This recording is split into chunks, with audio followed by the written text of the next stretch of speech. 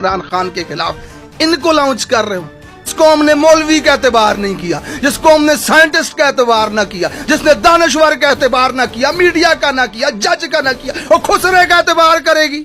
वो खुसरे की बातें मान के कुछ 2-4 पाकिस्तान में ऐसे होंगे जो यकीन कर लेंगे। वो खाना खाते हुए शख्स को तेरी शक्ल दिखा दे तो खाने से पीछे हट जाए। तू आगे बता रहा है कि पठान क्या होते हैं, पठानों की गैरत क्या होती है, पश्तून कैसे होते हैं।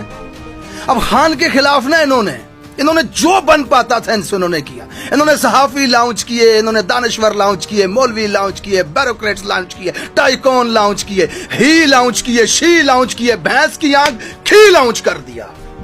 अब ही से कुछ ना बना, शी से कुछ ना बना, खी आकर के कुछ बना लेगा। अबे मुझे तरस आता है इन हारे हुए बुजदिलों के ऊपर। ये हारे हुए शिकस्त खुर्दा जमीन पे गिरे हुए रेंगते हुए इमरान खान के कपड़े खींचने की कोशिश कर रहे हैं। और जैसे इमरान खान की कल्ट फॉलोइंग है जी।